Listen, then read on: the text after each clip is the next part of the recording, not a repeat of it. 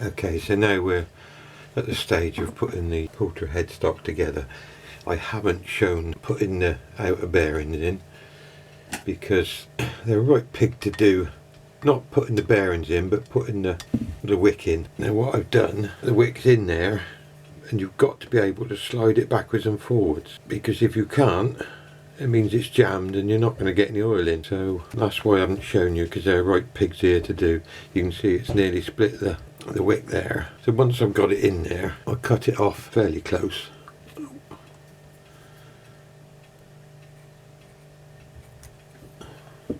And I just gently pull it.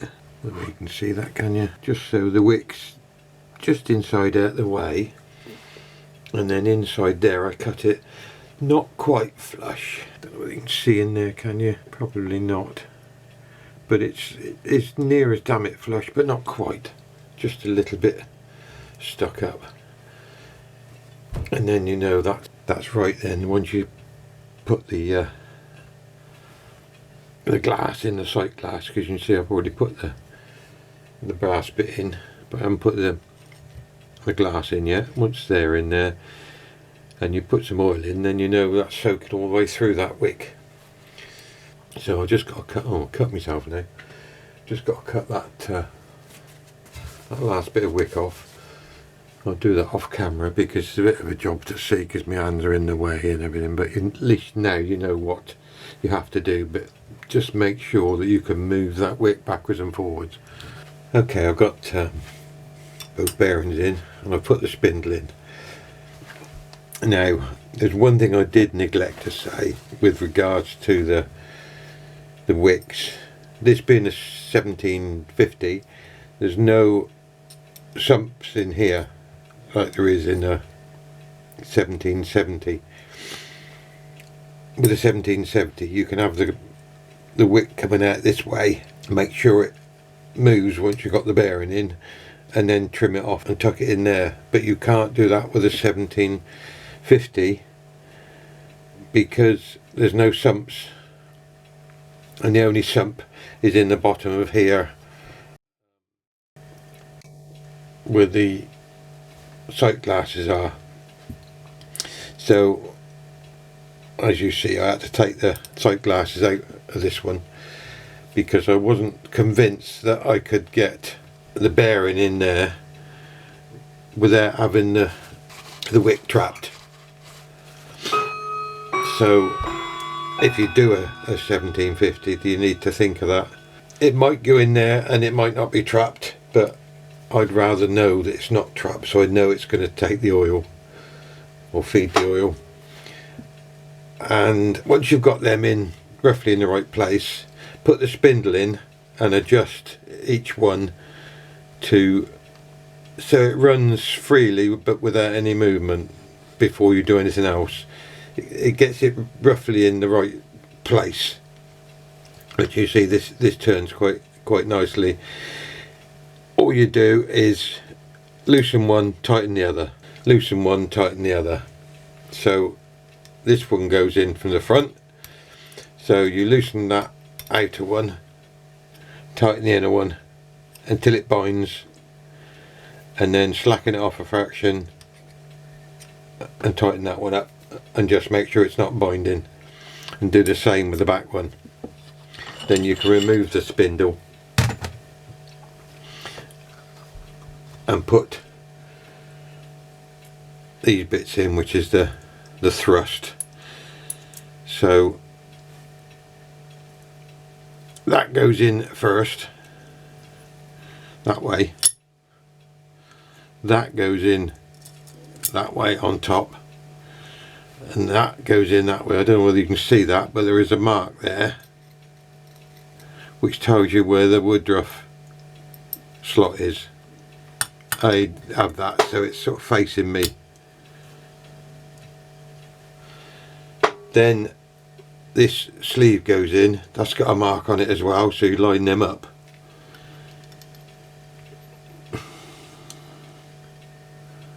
As best you can.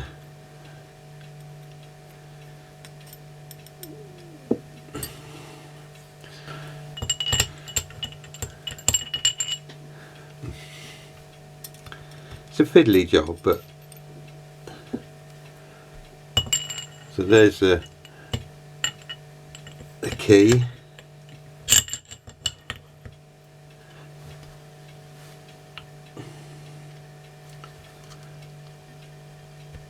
We know that one's in. Line that one up and that goes in. So you know now they're all, it's all where it's got to be.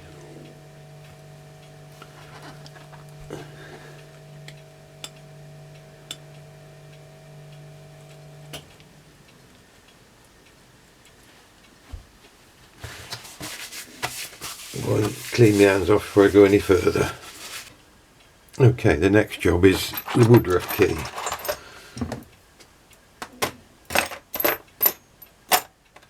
There.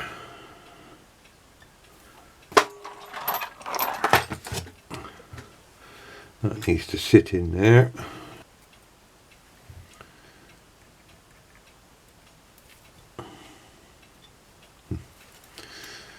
Don't sit in there square.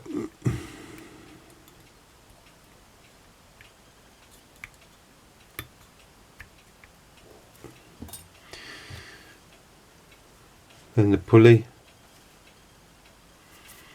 Pulley goes in with this raised bit towards the front.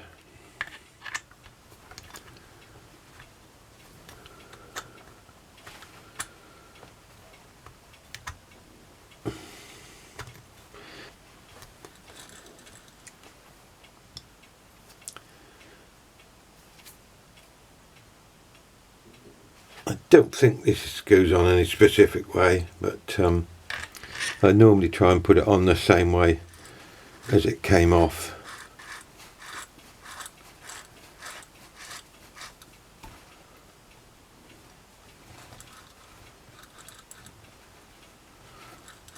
I don't bother tightening it up any further until I get it all set up properly, because that's what does your end shake. But as long as it runs smoothly, which it does, I'm happy. So all that's left is to put these in, hold it onto the bed.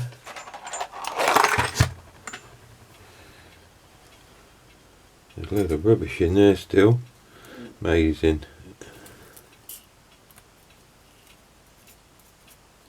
Look at that, the mats I've cleaned that, times I've cleaned that, you still find it in there. That looks like a bit of a strip and clean wheel. So that's something that's gone in there when I took the paint off. Give that a quick blowout.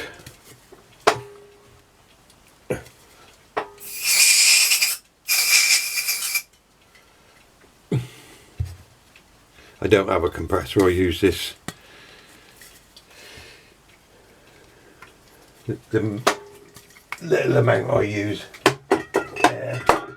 quite negligible, so I'll put a bit of oil around there just to make sure it's nicely lubricated. I mean, you don't cause any problems in there normally, because once it's fixed on the head, on the bed, it's fixed.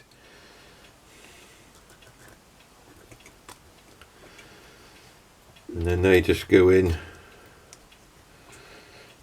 like an Allen key.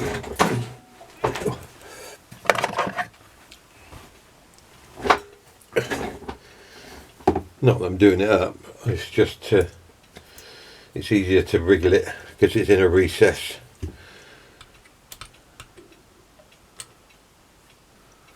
Okay, so we haven't got an Allen key.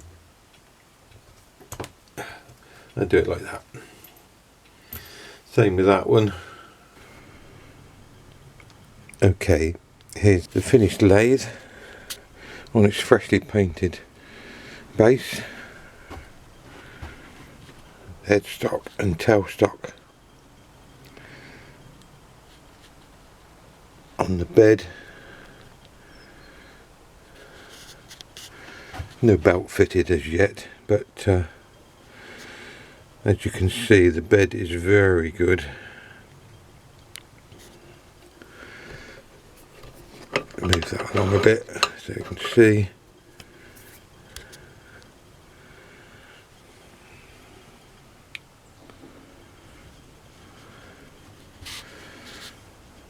There's a plate with a serial number on.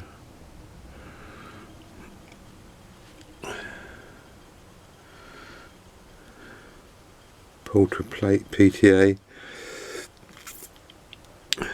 New sight glasses, although they haven't got the glass in yet. I'm waiting for some adhesive. Tailstock nice and smooth.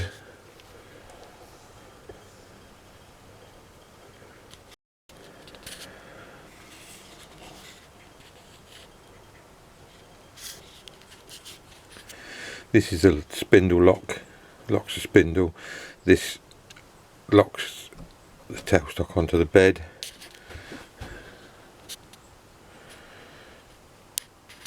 As I said previously that I was going to change the oil nipples for cups, and I've put flip open lids to fill it up.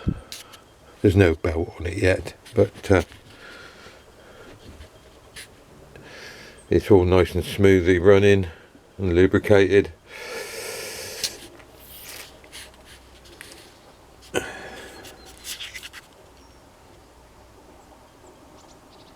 Thank you very much.